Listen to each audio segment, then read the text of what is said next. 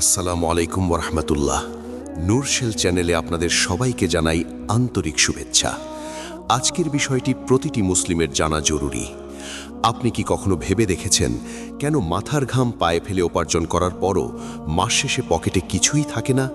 কেন আপনার ঘরে সব সুবিধা থাকার পরও অশান্তির আগুন জ্বলছে?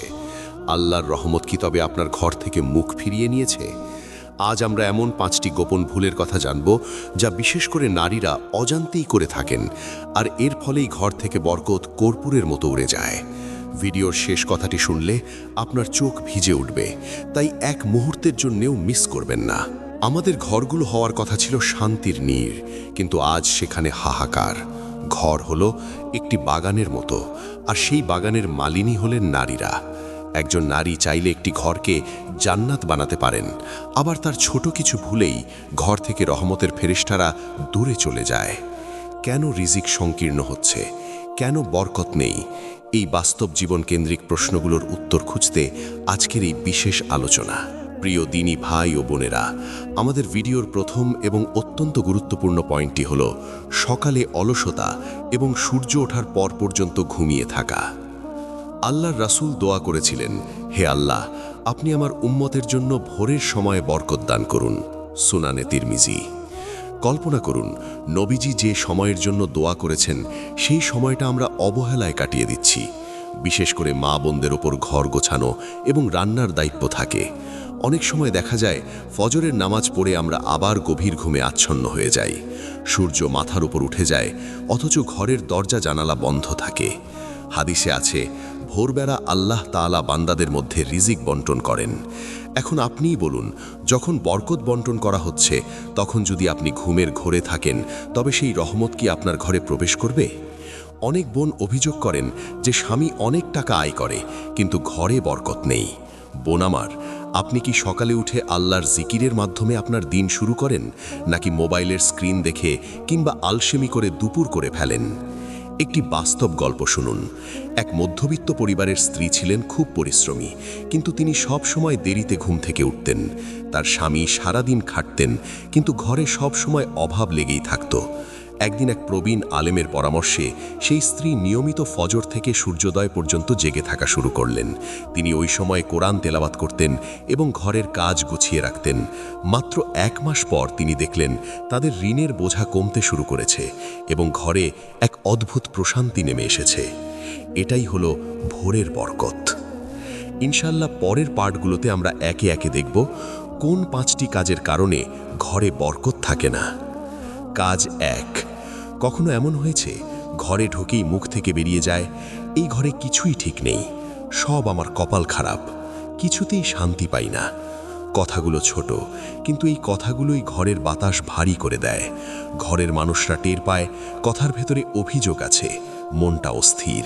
এই অস্থিরতাই বরকতের সবচেয়ে বড় শত্রু। অভিযোগের অভ্যাস কিভাবে বরকত কমায়? অভিযোগ মানে শুধু কথা বলা না, অভিযোগ মানে পাওয়া জিনিসকে ছোট করা, যা আছে তা না দেখে যা নেই সেটাকে বড় করে দেখা, আল্লাহর দানকে হালকা করে দেখা।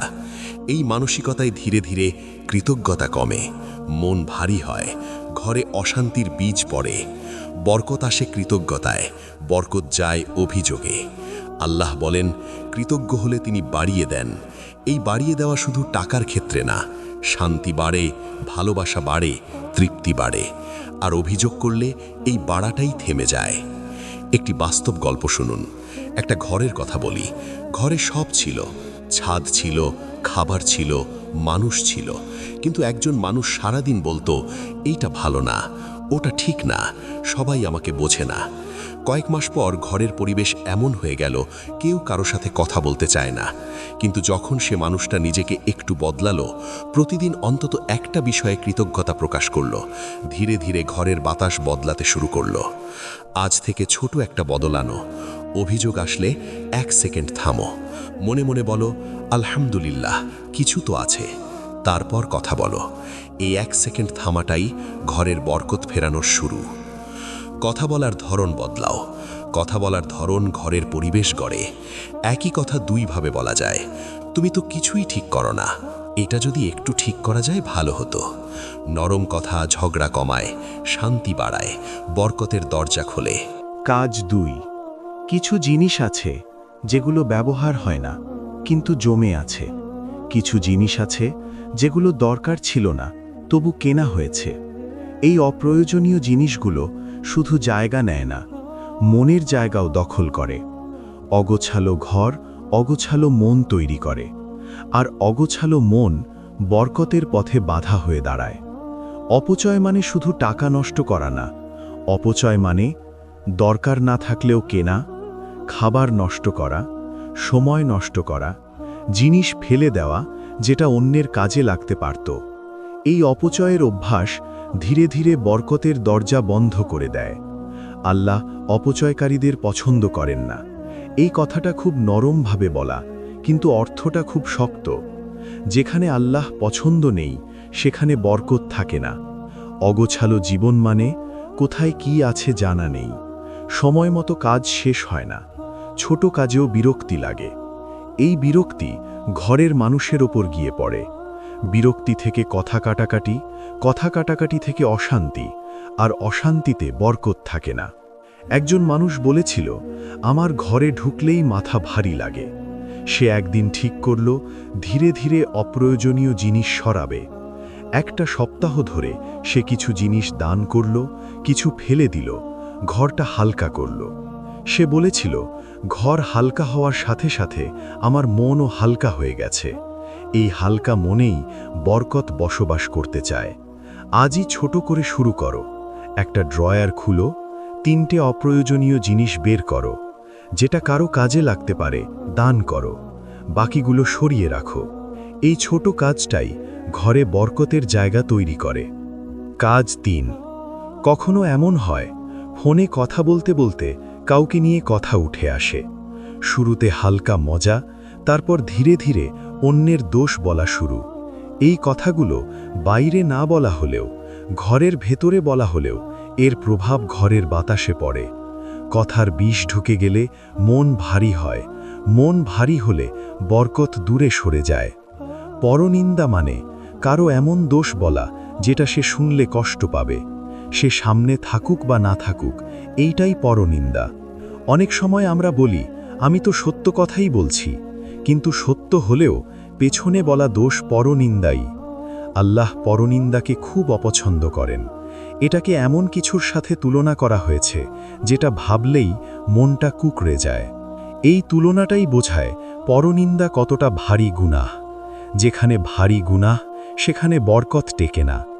অহেতুক কথা মানে দরকার ছাড়া কথা, কারো সম্মান কমায় এমন কথা, সময় নষ্ট করা কথা। এই অহেতুক কথাগুলো মন ক্লান্ত করে, সম্পর্ক দুর্বল করে, ঘরে অশান্তির বীজ বপন করে। অল্প কথা, ভালো কথা, এইটাই বরকতের ভাষা। বাস্তব জীবনের ছোট গল্প। একজন মানুষ লক্ষ্য করল, তার ঘরে বসে কথা বললেই কেউ না কেউকে নিয়ে আলোচনা হয়। একদিন সে নিজেই বলল, চলো আজ কাউকে নিয়ে কথা বলবো না। সেই দিনটা নীরব ছিল, কিন্তু শান্ত ছিল। কিছুদিন পর এই অভ্যাসটাই ঘরে শান্তি এনে দেয়। সে বলেছিল, আমরা কথা কম বলেছি, কিন্তু মন হালকা হয়েছে। আজ থেকে 3টে ছোট সিদ্ধান্ত নাও। কারো দোষ বলতে গেলে থামো, দরকার না হলে কথা কমাও, কারো ভালো দিক বলার চেষ্টা করো। এই 3টে সিদ্ধান্ত ঘরের বাতাস বদলাতে শুরু করবে। কাজ 4। দিন কেমন যাচ্ছে এই চিন্তায় আমরা ব্যস্ত থাকি। কাজ, সংসার, ফোন, সব কিছুর ভিড়ে কখন যে নামাজ পেছনে পড়ে যায় টেরই পাই না। দোয়া করতে ইচ্ছে করে, কিন্তু সময় বের হয় না। আস্তে আস্তে এই অবহেলাই ঘরের বরকতের আলোটা নিভিয়ে দেয়। নামাজ শুধু ব্যক্তিগত ইবাদত না, নামাজ ঘরের পরিবেশ বদলায়। যেখানে নামাজ থাকে সেখানে অশান্তি কমে, যেখানে দোয়া থাকে সেখানে আল্লাহর রহমত নামে। নামাজ ছাড়লে শুধু নিজের ক্ষতি না, ঘরের বাতাস ভারী হয়ে যায়। আল্লাহ বলেন, নামাজ অশ্লীলতা ও মন্দ কাজ থেকে দূরে রাখে। যেখানে মন্দ কাজ কমে সেখানে ঝগড়া কমে, মনোমালিন্য কমে, আর বরকত বাড়ে। দোয়া মানে আল্লাহকে ডাকা। ঘরে দোয়া না হলে ঘরটা আল্লাহর সাথে সংযোগ হারায়।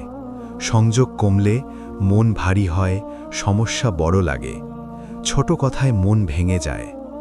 দোয়া থাকলে মন হালকা হয়, সমস্যা আসলেও ভরসা থাকে, ঘরে শান্তির অনুভূতি থাকে। বাস্তব জীবনের ছোট গল্প। একটা পরিবার ছিল, সকালে সবাই বের হয়ে যায়, রাতে ক্লান্ত হয়ে ফিরে আসে। নামাজ একদিন হয়, একদিন হয় না। একদিন তারা ঠিক করল মাগরিবের পর সবাই মিলে 2 মিনিট দোয়া করবে।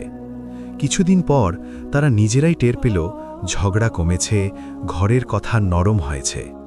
সেই পরিবার বলেছিল, আমরা বড় কিছু করিনি, শুধু আল্লাহকে ডাকতে শুরু করেছি।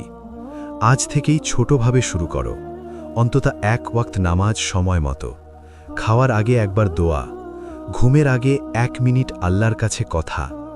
এই ছোট 3টে অভ্যেস ঘরে বরকতের দরজা খুলতে শুরু করবে। কাজ 5। কখনো মনে হয় ওদের ঘর কত সুন্দর, ওদের সংসার কত গোছানো, আমাদেরটা এমন কেন না? এই তুলনাগুলো খুব চুপি চুপি আসে, কিন্তু এই তুলনাগুলোই মনের শান্তিটা চুপি চুপি খেয়ে ফেলে। যে মন তুলনায় ভরা, সে মন কৃতজ্ঞ হতে পারে না, আর কৃতজ্ঞতা না থাকলে বরকত টেকে না। কৃতজ্ঞতা মানে যা আছে সেটার মূল্য দেওয়া, কৃতজ্ঞতার অভাব মানে যা আছে সেটাকে হালকা করে দেখা। এই মানসিকতায় পাওয়া নিয়ামত তুচ্ছ মনে হয়, মন সবসময় অপূর্ণ থাকে, ঘরের মানুষদের ভালো দিক চোখে পড়ে না। এই অপূর্ণ মনেই অশান্তি বাসা বাঁধে। আল্লাহ বলেন, কৃতজ্ঞ হলে তিনি আরও দেন। এই আরও দেওয়া শুধু জিনিস বাড়ানো না, এটা শান্তি বাড়ানো, সম্পর্ক সুন্দর করা, মন হালকা করা। কৃতজ্ঞতা বাড়লে বরকত বাড়ে। তুলনা মানে নিজের জীবনকে অন্যের জীবনের সাথে মাপা। আমরা বাইরে থেকে যা দেখি তা পুরো গল্প না। তুমি যে ঘর দেখছ, ভেতরে হয়তো সেখানেও কষ্ট আছে।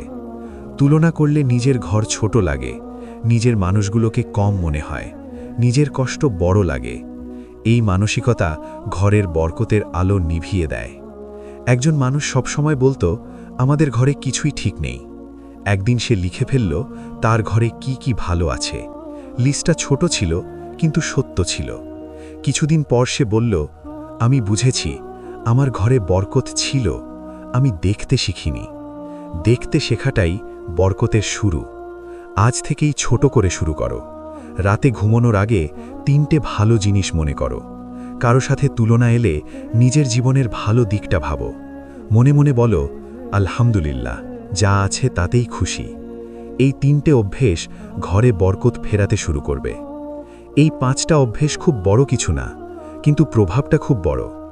নেগেটিভ কথা, অপচয় ও অগোছালো জীবন, পরনিন্দা, নামাজ ও দোয়ার অবহেলা, কৃতজ্ঞতার অভাব ও তুলনা, এইগুলোর যে কোনো একটা ঘরের বরকতের আলো কমিয়ে দিতে পারে। ভালো খবর হলো, এইগুলো ছাড়তে বড় কিছু করতে হয় না, শুধু একটু সচেতন হলেই হয়। ঘরে বরকত আসে চমক দিয়ে না, বরকত আসে ছোট ছোট অভ্যেস বদলানোর ভেতর দিয়ে। আজ যদি একটা অভ্যেসও নরমভাবে ঠিক করো, ইনশাআল্লাহ আল্লাহ তোমার ঘরে শান্তির দরজা খুলে দেবেন। এই ভিডিওর কথাগুলোর যেটা তোমার মনে লেগেছে, আজ থেকেই ওটাই ছাড়ার চেষ্টা করো। কমেন্টে লিখে দাও, ইনশাআল্লাহ আমি চেষ্টা করব। এমন নরম নরম ইসলামিক রিমাইন্ডারের জন্য চ্যানেলটা সাবস্ক্রাইব করে পাশে থাকো। কারো ঘরে শান্তি ফিরতে সাহায্য করতে চাইলে এই ভিডিওটা শেয়ার করে দিও। আল্লাহ যেন আমাদের ঘরে বরকত, শান্তি আর ভালোবাসা বাড়িয়ে দেন। আমিন।